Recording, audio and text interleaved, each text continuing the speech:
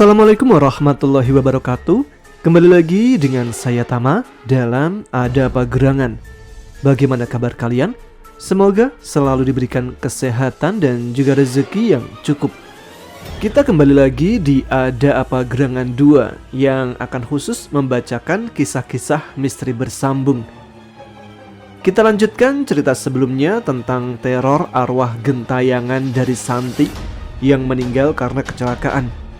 Arwahnya terus mendatangi Sepia dan Juminten karena sepertinya meminta sesuatu untuk diungkapkan oleh mereka berdua. Seperti apa kelanjutan ceritanya?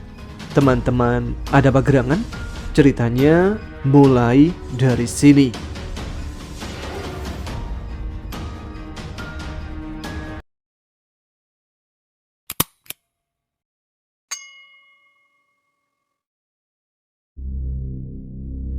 Seperti biasa, azan subuh menjadi penentu.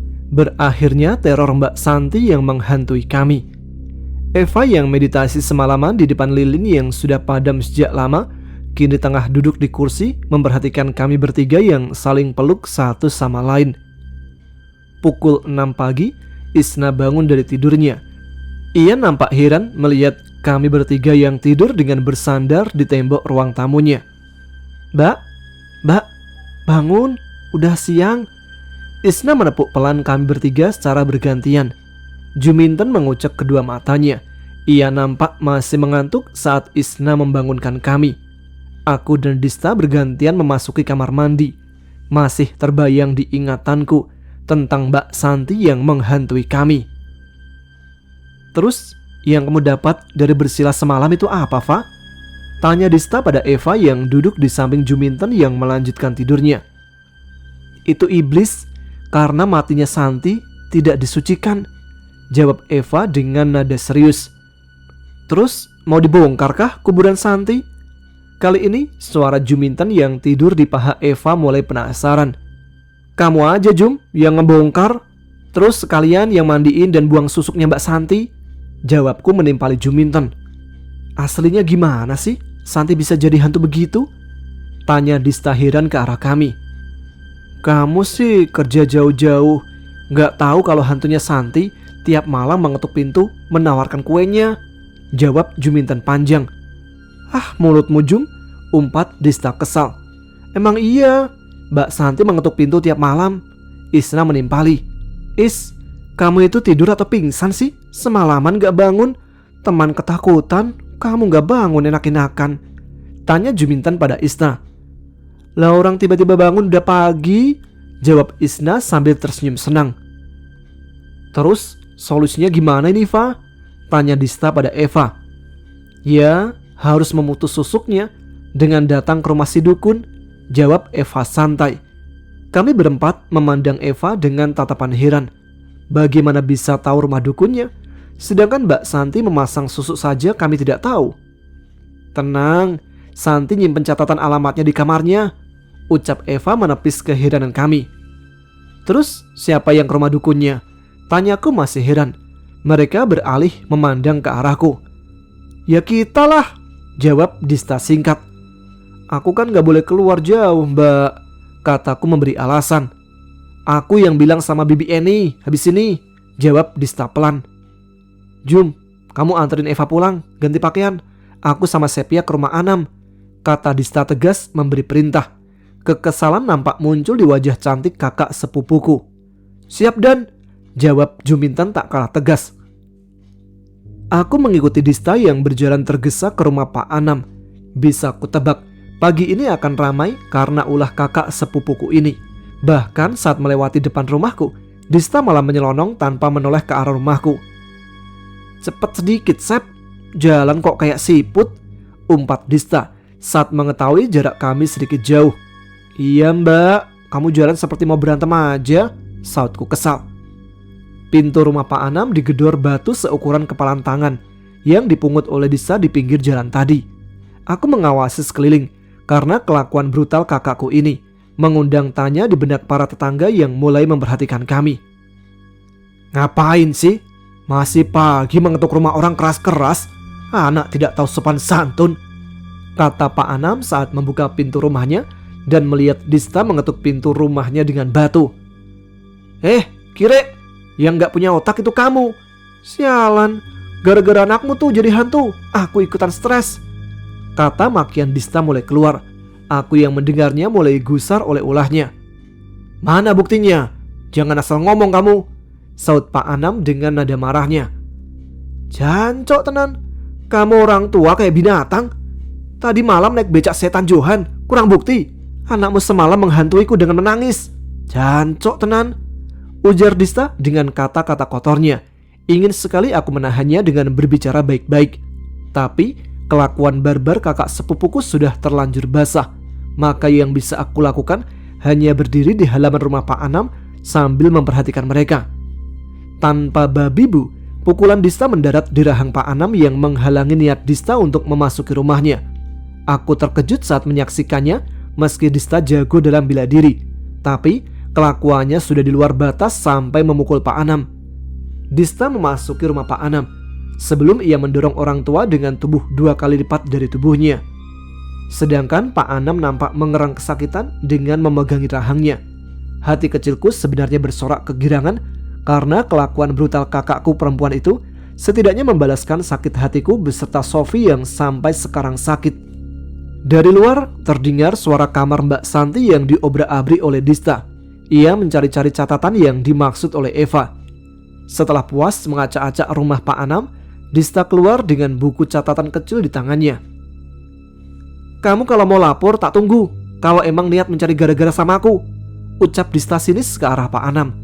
Aku tersenyum sendiri saat berjalan menuju rumahku mengingat kelakuannya tadi. Ngapain kamu senyum-senyum? Tanya Dista kepadaku yang tersenyum sendiri di belakangnya. Enggak mbak, jawabku asal. Dari tersenyum menjadi tawa bagiku. Bahkan Mas Yoga yang mengetahuinya tadi mengacungkan jempol kepadaku. Ngapain kamu marah-marah? Tanya ibuku pada Dista karena mendengar keributan di rumah Pak Anam pagi hari. Aku tadi malam diantar becak Cak Johan bi, jawab Dista memasuki rumahku. Beneran? Tanya ibuku heran.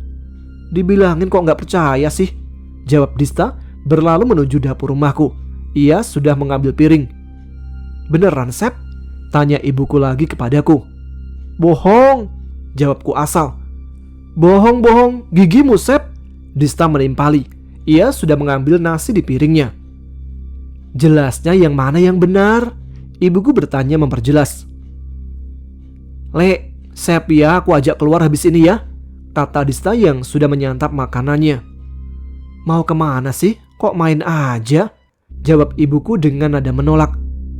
Sepia itu udah besar, gak tahu kah kalau Sepia itu dikejar almarhum Santi? Kata Dista mulai menjelaskan. Terus mau kemana? Tanya ibuku lagi. Ia mulai penasaran. Dista mulai menjelaskan semuanya pada ibuku tentang semua yang menjadi misteri hantunya Mbak Santi. Meski sukar untuk dinalar dengan akal pikirannya. Dengan berat hati, ibu pun mengizinkan aku pergi bersama Dista. Juminten yang mengantar Eva sudah kembali bersamanya. Kami berkumpul di depan rumahku. Mata Juminten berbinar saat tahu kami akan bertualang lebih jauh lagi keluar kota. Ia pun sangat bersemangat. Dis, kapan kamu datang? Tanya Ajeng di atas motornya. Ia datang karena mendengar kabar Dista melabrak rumah Pak Anam. Semalam. Oh iya, kamu kan anak kepala desa, kamu harus ikut, kata Dista pada Ajeng yang berboncengan dengan Melisa, kembang desa kampung kami. Lah aku Dis, boleh ikut tidak? Tanya Melisa memelas pada Dista. Iya sekalian kamu juga Pek, Nopek, saud Dista. Nopek adalah nama panggilan Melisa. Ajeng dan Melisa pulang dan mereka akan bersiap-siap lebih dulu. Entah semangat dari mana. Sejak dulu kakak sepupuku ini memang menjadi panutan kami. Juminten kembali mengenakan jaket tebalnya seraya menenteng helm bermereknya. Kamu ngapain jadi ninja begitu, Sep?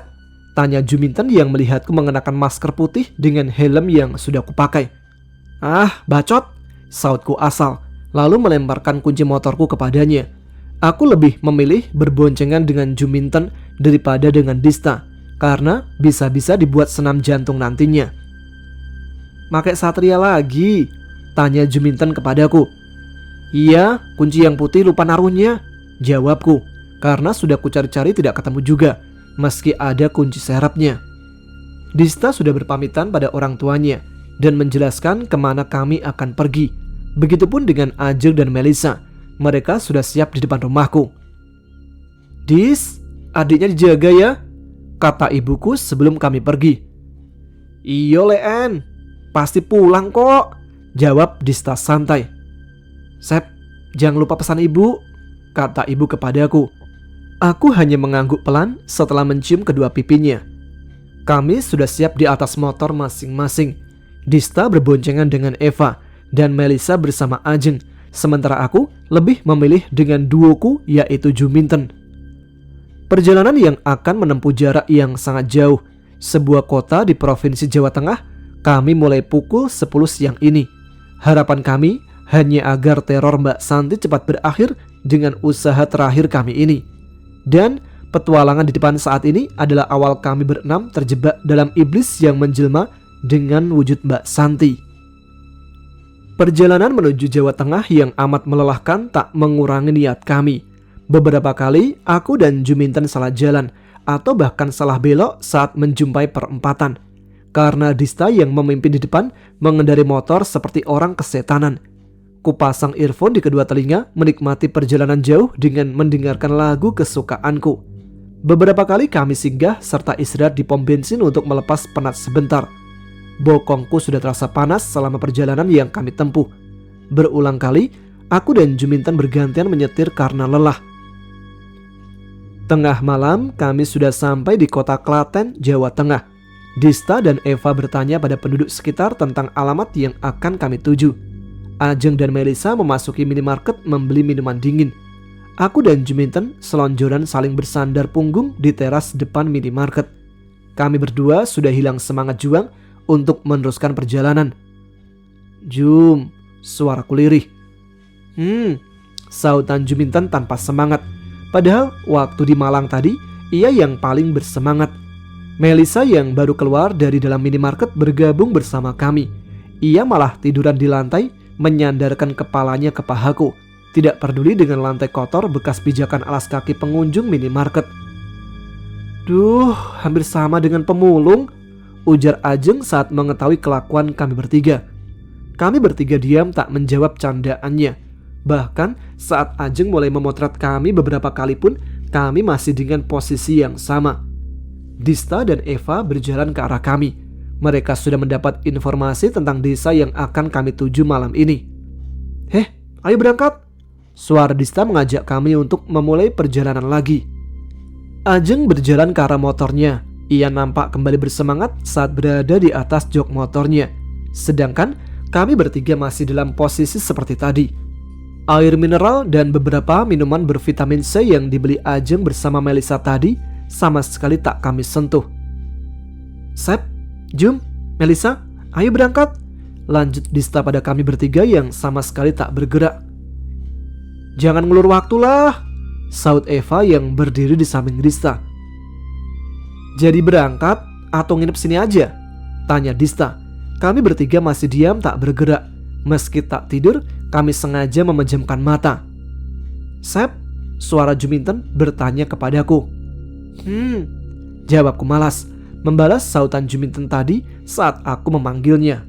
Kakak kamu itu loh, tiap hari makan singkong aja pakai bahasa Indonesia, kata Juminten pelan. Sontak aku dan Melisa terkekeh mendengar perkataan Juminten barusan. Jancok kue Jum, umpat Dista dengan nada kesal. Akhirnya kami bangkit berjalan gontai menuju motor dengan tenaga yang masih tersisa. Kali ini kami bertukar posisi. Dista memboncengku karena kasihan, perjalanan pun dilanjutkan. Menuju suatu desa yang bernama Muntihan. Dista memacu motorku kencang, memaksa tanganku melingkar erat di perutnya.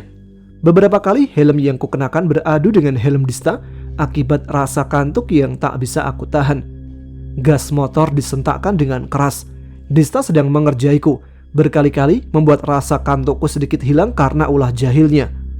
Perjalanan semakin jauh memasuki daerah pedesaan. Kulirik jam tangan yang melingkari pergelangan tangan kiriku. Sudah pukul 2 pagi hari, sedangkan tempat tujuan yang akan kami tuju masih beberapa puluh kilometer lagi. Pukul 3 dini hari, kami mulai memasuki desa yang namanya tercatat dalam buku kecil milik Mbak Santi. Perjalanan dijeda beberapa sebentar karena rumah dukun yang dimaksud belum juga diketahui. Kami berhenti di depan musola kecil pinggir jalan sambil mencari seseorang yang bisa kami tanyai tentang rumah dukun yang dimaksud Eva. Mataku terasa pedas, bahkan saat menenggak minuman dalam botol, lidahku tak bisa merasakan rasa manis ataupun kecut dari minuman tersebut. Kusandarkan kepalaku di pundak Dista, sementara Eva dan Ajeng sibuk mencari seseorang untuk mencari informasi. "Eva, itu ada orang," kata Melisa sambil menunjuk seseorang yang sedang mengayuh sepeda kuno dari arah depan sedang menuju ke arah kami. Eva berjongkok di pinggir jalan sambil menanti orang yang sedang mengayuh sepeda ke arah kami tersebut, karena sedari tadi kami sama sekali tak menjumpai seseorang pun di luar rumah. Eva menghentikan kakek tua dengan peci hitam lusuh di atas kepalanya. Dengan sopan, Eva bertanya tentang rumah Mbah Harjo pada kakek tersebut. Si kakek menunjuk ke arah jalan yang ia lalui sebelumnya. Kemudian kakek itu nampak memandang heran ke arah kami satu persatu.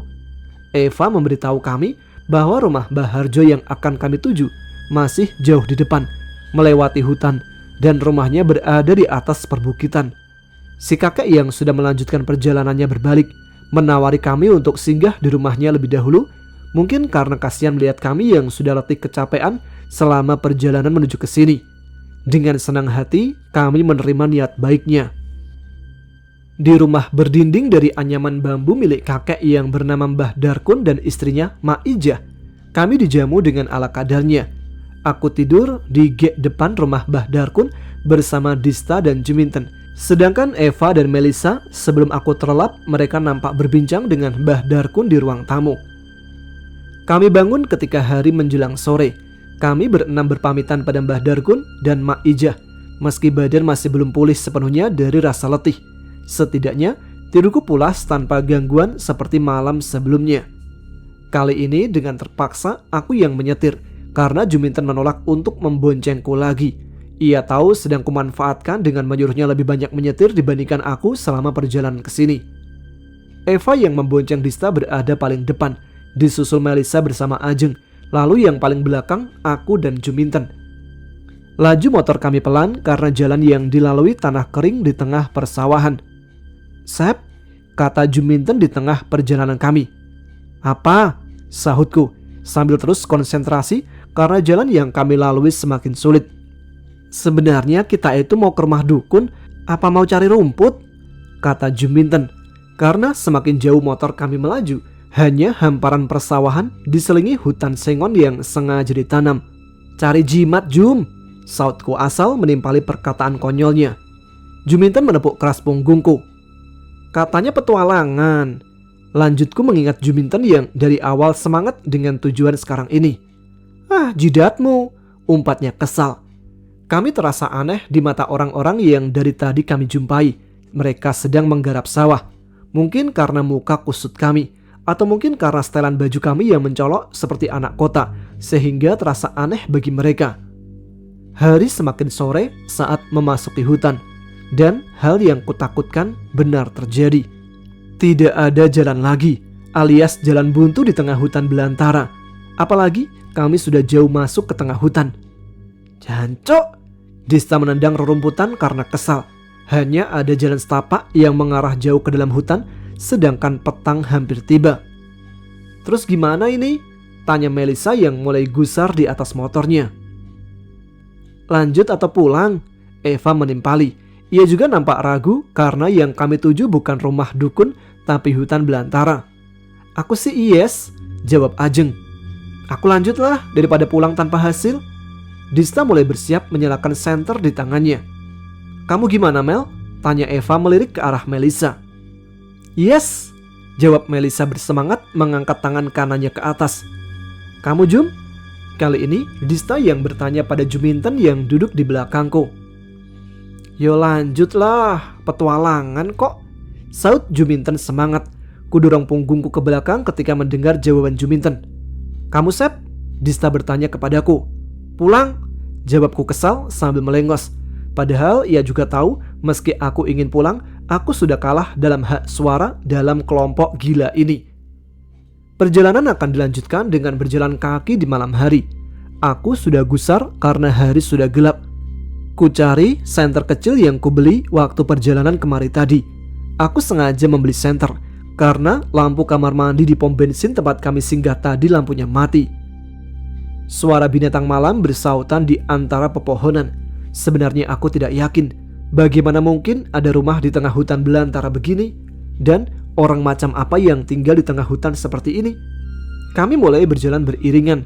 Eva berjalan paling depan, sementara Juminten paling belakang karena aku sengaja menarik tudung jaketnya agar ia di belakangku. "Kamu sedang mencari kelelawar, Sep?" tanya Juminten kepadaku karena aku mengarahkan cahaya senterku ke arah atas. "Cari saudaramu," jawabku asal sambil mengayunkan sikutku ke belakang mengenai dada Juminten. Sejauh kami memasuki hutan, semakin pekat juga kegelapan dalam hutan. Sedari tadi, mataku hanya memandangi pepohonan yang menjulang tinggi. Kakiku terasa gempor untuk terus berjalan. "Pek, no pek," kataku pada Melissa yang berjalan di depanku. "Apa sapi?" jawab Melissa menimpali. Mendengar Melissa memanggilku dengan sebutan sapi, kakiku refleks menendang bokongnya pelan. "Airmu masih ada nggak?" tanyaku lagi. Melissa menyodorkan botol air mineral kepadaku. Setelah beberapa teguk, ku berikan pada Juminten di belakangku. Karena sedari tadi ia terus mencolek lenganku, menginginkannya juga. Eva menunjuk cahaya kuning di kejauhan. Kami mengira cahaya kuning itu berasal dari rumah Baharjo, si dukun. Tanpa berpikir lebih lama, kami bergegas menuju ke arah cahaya kuning di tengah hutan tersebut. Nafas kami tersengal karena berlari menuju cahaya kuning yang kami lihat tadi dengan keringat yang sudah membasahi tubuh kami. Di depan kami sekarang berdiri rumah gedung megah di tengah hutan, diterangi cahaya lampu dari nyala api di setiap sudut rumah. Dua pilar besar berbentuk bulat berdiri kokoh menyangga atap rumah. Bagaimana mungkin ada orang mendirikan rumah gedung besar di tengah hutan begini? Bangunannya seperti kantor bupati zaman dulu kalau dilihat sekilas. Kami berjalan ke halaman rumah. Berkali-kali aku mengelus tengkukku, mengusir perasaan aneh dalam diriku. Kulirik gelang pemberian kakek yang melingkar bersama jam tangan digitalku. Aku sempat berpikir, sejak memakai gelang ini, rasa takutku sedikit hilang. Dista mengetuk pelan pintu besar yang terbuat dari kayu pilihan. Lama tak ada jawaban dari dalam, Juminten kembali berulah dengan tingkah konyolnya. Ia mengintip ke dalam rumah lewat celah jendela kayu. "Rumahnya sangar, dalamnya lebih sangar lagi," kata Juminten dengan wajah sumringah seakan takjub. Ku edarkan pandanganku ke sekeliling rumah besar depan kami, rumah yang nampak antik. Aku terkejut ketika melihat di bawah pohon di samping rumah ini, seorang nenek dengan rambut disanggul mengenakan pakaian kebaya lengkap dengan setelan jarinya, berdiri di bawah pohon sawo memandang ke arah kami saat ini. Ku tarik tangan Juminten, lalu menunjuk ke arah nenek tua yang berdiri di bawah pohon dalam kegelapan malam. Juminten mengerutkan dahi. Ia nampak memperjelas pandangan matanya. Itu ada nenek tua," kata Juminten setelah yakin dengan yang dilihatnya adalah seorang nenek tua. Dista dan yang lain secara serempak memandang ke arah pohon sawo di mana nenek tua itu berdiri. Terdengar suara tawa yang berasal dari si nenek tersebut membuat bulu kuduku berdiri. Nenek itu tampak berjalan pelan ke arah kami saat ini. Kakiku terasa berat untuk melangkah. Rasa takut menjalari tubuh saat ini. Dista menendang paksa pintu rumah. Juminten menarik tanganku untuk ikut bersamanya yang sudah berlari ke dalam rumah. Entah hatiku merasa sebuah pilihan yang salah ketika memasuki rumah ini. Aku masih menoleh ke belakang saat Juminten menarik tanganku dengan paksa memasuki rumah. Samar di belakang nenek itu, Mbak Santi sedang berdiri di belakangnya, dan aku masih ingat baju dan jaket yang dikenakannya, warna yang sama dan celana jin biru gelap yang ia kenakan saat tabrakan waktu itu. Kami terus berlari ke dalam rumah besar ini. Gelap. Tiba-tiba semua cahaya rumah padam. Ketika kami berhenti mengambil nafas, ku cengkram erat pergelangan tangan Juminten. Dista nampak berkali-kali memukulkan gagang senternya karena tak bisa menyala. Kami tak percaya dengan yang terjadi saat ini. Saat senter kunyalakan, aku terkejut tak percaya. Rumah yang tadi tampak bagus saat kami baru datang, kini nampak mengerikan. Semua bagian temboknya terkelupas. Di beberapa bagian dinding terlihat batu bata merahnya. Lalu yang lebih mengherankan, di sekeliling kami saat ini banyak rerumputan beserta tumbuhan yang menjalar sana sini. "Jancok!" Dista memaki keadaan. Ajeng dan Melissa menggigil ketakutan. Sedangkan Eva rasa khawatir terpancar di wajahnya. Ia sadar jika Santi bukan hanya sengaja memakai susu, lebih tepatnya Santi dijadikan tumbal. Dan keadaan yang kami alami saat ini sudah direncanakan dari awal. Kami juga akan dijadikan tumbal pesugihan atau ilmu hitam oleh seseorang. Kami terjebak di sebuah bangunan tua yang sudah hancur. Aku menerangi Dista yang sedang mencoba membetulkan senternya dengan panik. Dengan cahaya dari nyala senter yang kupegang dengan gemetaran. Mataku sibuk mengawasi sekeliling dengan perasaan was-was. Kecemasan menjalari kami. Kami berharap ini hanyalah sebuah mimpi belaka. Namun yang terjadi sekarang, kami benar-benar terjebak dalam situasi mengerikan dalam sebuah bangunan tua di tengah hutan belantara. Senter Dista kembali berfungsi secara normal. Juminten menyibakkan rerumputan yang menjalar di sekitar kami. Dalam situasi sekarang, ku coba berpikir keras, mencari jalan keluar dari masalah yang sedang kami hadapi. Dista kembali mengumpat kesal. Ia mulai panik bersama kami. Eva mulai mencari sesuatu dari dalam tasnya. Melissa menyinarinya dengan lampu flash dari gawainya. Ajeng meringkuk ketakutan dengan posisi berjongkok di dekat Eva. Juminten yang juga tak percaya dengan keadaan yang tiba-tiba berubah mencoba untuk tetap tenang. Dengan terus menempel padaku, ia sadar yang paling rawan diterpa rasa ketakutan dalam kelompok kecil ini adalah aku. "Sialan kamu, Dis!" Makian kekesalan Ajeng pada Dista dengan suara serak. Matanya mulai sembab. Dista mengarahkan senternya pada Ajeng yang sedang berjongkok ketakutan sambil menjawab. "Mulut kamu bicara apa?" Dista menyaut dengan nada kesal juga. "Kan kamu yang ngajak sampai ke sini," kata Ajeng. Bibirnya bergetar ketakutan. "Siapa yang nyangka kalau bakal seperti ini jadinya?" jawab Dista. Ia nampak menahan emosi. "Kamu yang dari awal gak jujur membuat keadaan jadi seperti ini." Suara keras Melissa sambil mendorong Eva di sampingnya yang jatuh tersungkur. "Ini semua salahmu," lanjut Melissa dengan menudingkan tangannya ke arah Eva di bawahnya. Aku dan Juminten tak ingin ikut dalam pertengkaran mereka. Percuma saja bertengkar, sedangkan keadaan sudah menjadi seperti ini. Eva berdiri sambil mengibaskan debu di kedua lututnya. Setelah itu, ia membalas mendorong Melissa dengan keras sambil berkata, "Aku niat menolong, Cok!" Eva membela diri membalas makian Melissa. Entah siapa yang benar dan siapa yang salah. Kami saling menyalahkan satu sama lain. Tiba-tiba, suara benda jatuh secara tiba-tiba di tengah kami yang sedang bergerombol. Bau busuk menyengat di hidung yang berasal dari sesuatu yang jatuh barusan, membuat kami diam sambil menutup hidung. Ku arahkan senter yang kupegang pada sesuatu yang baru saja jatuh di tengah kami. Suaraku tertahan di tenggorokan. Mataku nanar menatap sosok tubuh yang membusuk, berbalut kain kafan yang sudah tak terlihat warna aslinya karena cairan yang terus keluar dari tubuh tersebut. Kami terkejut secara bersamaan ketika melihatnya. Melissa dan Ajeng yang panik berlari ke arah pintu yang kami masuki tadi. Dista menarik tangan kiriku dengan keras, mengajakku berlari bersamanya, menyusul Ajeng dan Melissa yang lari lebih dahulu di depan kami. Juminten juga ikut berlari di belakang kami, meninggalkan Eva seorang diri, berdiri mematung memandangi pocong di depannya. Kami terus berlari tak tentu arah dalam hutan yang gelap oleh pekatnya malam.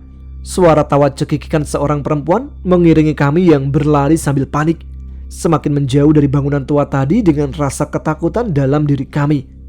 Berkali-kali aku jatuh bangun karena tersandung akar pepohonan. Terus terang, aku sudah tidak kuat untuk berlari. Tetap kupaksakan kaki untuk berlari mengejar Dista di depanku. Sampai akhirnya ia berhenti karena kelelahan. Ku muntahkan isi perutku karena tak tahan dengan bau busuk yang sangat menyengat, mengingat pocongan yang tiba-tiba jatuh di tengah kami tadi. Dista memijat tengkukku yang berjongkok di bawahnya untuk meredakan rasa mualku. "Mana Ajeng sama Nope?" Tanya Dista heran padaku dan Juminten yang bersandar di pohon dekat kami. Kami baru sadar kalau hanya bertiga. Ya hilanglah, anak-anak berbelok kamu lurus kayak babi hutan, jawab Juminten sambil memperhatikan sekitar. Karena sudah tak sanggup berlari, kami bertiga memutuskan beristirahat sebentar untuk memulihkan tenaga. Rasa mualku mulai reda, meski gemetaran karena rasa takut belum juga hilang dari tubuhku. Dista kembali memaki keadaan, entah apa yang sedang ia pikirkan. Ia bersandar pada pohon di sebelahku. Juminten mengeluarkan botol air mineral lalu membukanya sebelum ia ulurkan kepadaku. Ia mencoba tenang meski aslinya aku pun tahu ia sangat ketakutan. Dista memegang dahi lalu leherku. Ia khawatir jika tiba-tiba aku jatuh sakit di tempat ini. Juminten mengambil senterku. Ia mengarahkan senter ke arah belakang waktu kami berlari tadi. Hening, tidak ada suara yang keluar dari mulut kami. Kami memilih menghemat tenaga sambil terus memenangkan nafas yang sedikit masih tersengal akibat berlari tadi. Sadar dengan keadaan yang saat ini kami hadapi, diam adalah hal yang tepat daripada berkata yang nantinya memicu pertengkaran kecil berujung petaka.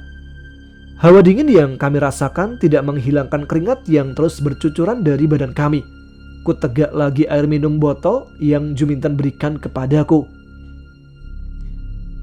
Tiba-tiba tengkukku terasa ditiup dari belakang, bersamaan dengan suara tak asing di telingaku. Kami kembali terkejut secara bersamaan.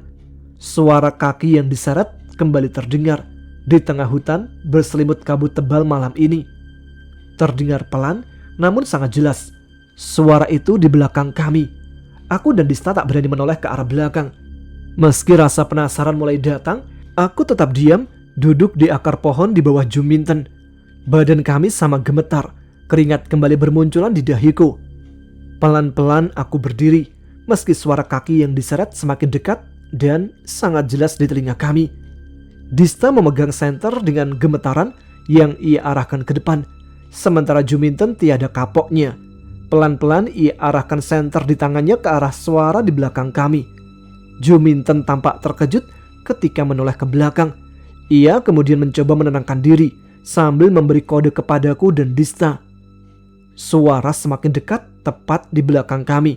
Kami saling menahan nafas sebelum mengambil ancang-ancang untuk kembali berlari. Bisa kutebak dari raut muka Juminten yang pucat. Ketika menoleh ke belakang tadi, pasti Mbak Santi dengan wajah mengerikannya berjalan menyeret kaki kanannya dengan pelan. Kami saling pandang satu sama lain ketika suara langkah yang diseret semakin dekat di belakang kami. Dista berteriak langsung berlari bersama kami di pekatnya kabut malam.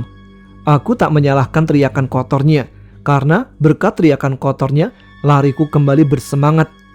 Asu, umpat Juminten sambil terus berlari di sampingku. Semakin kencang kami berlari, suara tawa cekikikan di antara tingginya pepohonan di sekitar kami semakin keras terdengar. Dalam hati, sebenarnya aku juga menyalahkan Eva, karena kenekatannya yang haus akan hal berbau mistis menjerumuskan kami dalam situasi ini. Dari awal, dia sudah tahu bahaya yang akan dihadapi. Ia terlalu percaya bisa menyelesaikan masalah yang sedang kami hadapi. Seandainya Eva jujur dari awal, mungkin aku masih di rumah sekarang ini. Percuma juga menyesalinya. Toh semuanya sudah terjadi. Aku sudah lelah terus berlari menghindar karena ketakutan terhadap wujud hantu Mbak Santi. Jancoklah, umpatku kesal dengan menghentikan lariku. Loh Sep, ada apa? Tanya Juminten yang juga berhenti karena sadar aku telah berhenti. Capek aku Jum, jawabku menepis rasa ketakutan dalam diriku meski sebenarnya lututku masih gemetar. Dista berbalik dengan tatapan heran ke arahku. Ia memandangi wajahku yang kesal penuh amarah. Kenapa Sep? Tanya Dista dengan wajah heran kepadaku. Udah capek aku Mbak, lali terus-terusan. Setan itu gak akan pergi selama kita belum mati, ujarku meluapkan kekesalan. Juminten terkekeh mendengar umpatanku. Pasalnya jarang sekali aku berkata kotor. Jadi ingat waktu SMA Sep? Kata Juminten sambil tertawa. Mengingat waktu kami masih sekolah dulu ketika aku tidur di kelas waktu jam istirahat. Dua teman sekelasku beradu mulut dengan suara keras memperebutkan seorang pemuda idaman mereka. Aku yang terbangun karena keributan mereka berjalan santai mendekati mereka. Tanpa bicara, kedua tanganku memegang kepala mereka berdua. Lalu kudorong kuat hingga dahi mereka saling beradu keras. Aku merasa lelah terus berlari dengan ketakutanku sendiri, muak dengan semua hal di luar nalar yang terjadi pada kami. Terus berlari di saat ketakutan datang pada kami tidak akan menyelesaikan petaka yang sedang kami hadapi. Aku kembali teringat perkataan Eva saat perjalanan menuju ke rumah Baharjo, orang yang belum pernah kenal dan ditemui hingga saat ini. Eva bercerita, saat bermeditasi mencoba mencari jawaban, kenapa arwah Mbak Santi menghantui desa kami saat malam.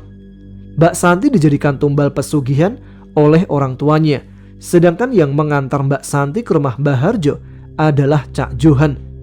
Cak Johan merayu Mbak Santi memasang susu agar kue jualannya semakin laris.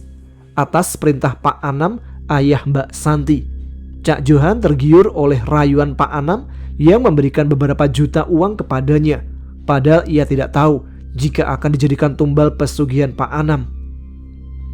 Dan kedatangan kami di sini sekarang bukanlah suatu kebetulan belaka. Pak Anam sudah merencanakan semua ini sebelum kematian Mbak Santi, karena hari kelahiran kami berenam, Senin, Kamis, Jumat, dan Sabtu. Aku lahir di hari Minggu, sedangkan Dista lahir pada hari Senin malam, sedangkan yang lain juga lahir di hari pada hari tersebut. Pak Anam harus memenuhi syarat yang diajukan dengan mengorbankan gadis yang belum menikah sebagai tumbal. Eva yang mencoba mencari jawaban dikelabui oleh Mbah Harjo dengan alasan harus datang kemari untuk melepas susu yang ditanamnya pada Mbak Santi. Sejauh kami berjalan dalam pekatnya kabut malam di tengah hutan, kami hanya berputar-putar, lalu kembali ke tempat terakhir kali kami berhenti. Kita hanya putar-putar aja, umpat Dista dengan melempar ranting pohon yang sudah kering di tangannya. Kami berhenti di tempat semula terakhir kali aku menghentikan lari dari Mbak Santi yang tiba-tiba muncul dengan suara langkah kaki diseretnya. Kami kebingungan entah jalan mana yang harus kami pilih. Kesekian kalinya kami melanjutkan perjalanan untuk mencari ketiga teman kami yang terpencar. Ujung-ujungnya kami selalu kembali ke tempat ini. Dista memutuskan untuk berdiam di sini lebih dahulu. Saat pagi nanti, kami akan kembali mencari mereka lagi. Kusandarkan kepala di pundak Dista dengan kaki selonjor di atas paha Juminten yang duduk di sebelahku. Kakiku terasa panas karena saking lumayannya berjalan di tengah hutan ini. Dalam hati, aku mendoakan ketiga temanku yang terpisah. Semoga saja mereka dalam keadaan baik-baik saja. Jum, kamu ngompol? Tanyaku pada Juminten. Ia nampak kelelahan. Ora deng, jawab Juminten cepat dengan menoleh ke arahku. Sep, panggilan Dista. Tiba-tiba matanya nampak sembab saat aku berpaling memandangnya. Apa mbak? Jawabku sambil bertanya heran ke arahnya. Air matanya mulai mengalir membasahi pipi tirusnya. Maaf ya, gara-gara aku, kamu dan yang lainnya jadi seperti ini, ucap Dista sambil mengusap air matanya dengan sorot mata penyesalan saat memandang wajahku. Kamu bukan mbakku, jawabku kesal dengan menggerakkan kepalaku yang tadinya bersandar di bahunya. Mbakku Dista itu kuat, gak cengeng kayak kamu. Dista panutanku dari kecil sampai besar gak seperti ini, lanjutku dengan nada kesal ke arahnya. Dista nampak terkejut mendengar makianku kepadanya. Ia nampak menyeka air matanya sambil tersenyum kepadaku. Gak ada yang nyalahin kamu, Dis, saut Juminten sambil tertawa. Bener kata sapi, kamu itu harus kuat dengan keadaan seperti ini. Kamu jangan menangis. Terus aku dan Sepia mau ngikutin siapa? Lanjut Juminten. Ku acungkan jempol tangan kiriku ke arahnya sambil tersenyum bangga, karena Juminten masih punya semangat untuk keluar dari masalah yang kami hadapi. Udah cukup Sepia aja yang cengeng, kamu jangan ikut, kata Juminten menyemangati Dista dengan candaan yang tidak kusukai. Ku hentakkan kaki yang dari tadi di atas pahanya dengan memasang wajah masam kepadanya. Ayo, pecahkan masalah ini terus pulang, kata Dista. Kali ini ia nampak kembali bersemangat. Sinar matahari pagi dari timur menembus celah kabut dalam hutan. Hanya sebentar rasanya saat kami terlelap. Kami terbangun karena sinar matahari yang menyilaukan mata. Ku amati sekeliling. Lalu ku ambil botol air minum yang isinya tinggal separuh sisa semalam. Ku minum air mineral dalam botol sebelum melangkah mengikuti langkah Dista yang sudah berjalan di depan. Meski sebenarnya kesal dengan tingkah Juminten, aku tetap diam sambil memperhatikan kakinya yang terus menendang di daunan, layaknya orang tak punya kerjaan. Bau kemenyan tidak? Tanya Juminten. Ia nampak menajamkan penciumannya, mengikuti bau samar kemenyan yang tercium. Iyo, jawab Dista cepat. Tangannya sibuk mengelus tengkuknya sambil menoleh ke arah sumber bau kemenyan. Entah apa yang membuat dua orang ini malah balik mencari sumber bau kemenyan yang tercium. Padahal tujuan awal adalah mencari ketiga teman kami yang terpencar. Terbersit di pikiranku tentang nasib Ajeng dan Melisa. Mereka berdua tipe orang yang gampang panik saat menghadapi suatu masalah. Kami terus berjalan mengikuti sumber bau kemenyan yang semakin tercium dengan jelas, melewati rimbunnya semak belukar. Seandainya tidak memakai jaket, mungkin sekujur badanku sudah gatal. Sampai akhirnya kami bertemu jalan setapak di tengah hutan ini. Kami terus mengikuti jalan setapak yang menuju pohon besar yang berbeda dari pohon lainnya. Di bawah pohon besar di depan kami saat ini, seseorang baru saja melakukan sebuah ritual. Terbukti dengan adanya benda mistis yang diletakkan pada batu besar berbentuk kotak di bawah pohon ini. Kemenyan yang sudah dibakar di atas loyang, di sampingnya puluhan batang dupa yang telah habis terbakar. Bunga yang sering digunakan untuk pergi pemakaman berserakan di atas batu tersebut. Lalu beberapa botol kecil minyak yang ada di atas batu. Aku mulai menutup hidung menghindari bau kemenyan yang semakin menyengat. Kami bertiga terus mengamati sekeliling area yang kuyakin sebagai tempat ritual persembahan atau pemujaan ini. Aku terkejut saat mengetahui beberapa lembar foto yang diletakkan di samping bunga dalam wadah dari daun pisang berbentuk kotak yang terletak di sela-sela akar pohon besar dengan beberapa dupa yang masih menyala. Dengan langkah pelan sedikit gemetar, aku terus mendekat ke arah beberapa lembar foto di bawah pohon. Tanganku semakin gemetar ketika mengambil lembaran foto dengan berjongkok di bawah pohon besar ini. Aku mulai mengamati selembar demi selembar foto yang saat ini kupegang. Gemetar di tanganku semakin tak karuan ketika mengetahui foto yang saat ini kupegang adalah foto kami. Hanya foto Eva yang tidak ada dalam 5 lembar foto yang saat ini kupegang. Dista dan Juminten menghampiriku yang duduk bersimpuh di tanah karena sekujur badanku lemas, dan Dista merebut 5 lembar foto yang kupegang. Ia mulai mengamati satu persatu foto kami. Kemudian ia berikan pada Juminten di sampingnya. Dista mencari-cari sesuatu di samping tempat pemujaan ini. Dengan wajah penuh amarah, tangannya mengambil batang pohon sepanjang 1 meter yang ia temukan. Jancok, umpatan kekesalannya ia tunjukkan dengan memukuli sesajen di atas batu. Dista semakin membabi buta ketika Juminten membantunya mengacak-acak semua sesajen. Bahkan Juminten yang sudah emosi merobek kain putih yang sengaja diikatkan melingkari pohon. Aku terus berdoa meminta pertolongan pada Yang Maha Kuasa. Semakin jelas sekarang kalau kami dijadikan tumbal oleh seseorang. Gerimis ringan yang tiba-tiba datang menghentikan Dista dan Juminten yang sedang kesetanan memporak-porandakan sesajen di sekeliling pohon besar ini. Lalu gerimis berganti dengan hujan deras disertai angin kencang, membuat pepohonan di sekeliling kami bergoyang-goyang keras. Kami merapatkan diri bersandar di bawah pohon. Meski badan sudah basah kuyup oleh derasnya hujan, badanku mulai menggigil kedinginan. Mataku tertuju pada seorang bocah perempuan yang mengenakan gaun putih polos dengan bertelanjang kaki. Ia berlari sambil menari dalam derasnya hujan. Lalu ia nampak menoleh kepadaku yang memperhatikannya sejak tadi. Anak perempuan itu berdiri mematung ke arahku. Sorot matanya yang memandang ke arahku dengan tatapan kosong. Tiba-tiba darah keluar dari kedua kelopak matanya, mengalir deras di pipinya. Mataku nanar memandangnya. Tubuhku tak bisa digerakkan. Nafasku terasa tertahan dalam dada. Dengan mata terus tertuju pada garis kecil yang sedang menangis. Semua terasa hening. Suara air hujan yang jatuh membasahi dedaunan dan tanah tak terdengar di telingaku. Aku ingat, sepertinya aku pernah mengalami peristiwa ini. Tapi entah kapan aku lupa. Ku pejamkan mataku rapat. Ku sebut Tuhanku dengan meminta pertolongannya. Sepersekian detik kemudian, semua kembali normal. Aku menoleh pada Dista dan Juminten di sampingku. Apakah mereka juga mengalami hal yang sama seperti yang aku alami? Pikirku bertanya pada diri sendiri. Gadis kecil yang kulihat tadi adalah Mbak Santi waktu kecil. Lalu, apa maksudnya dengan terus-menerus menampakkan diri kepadaku?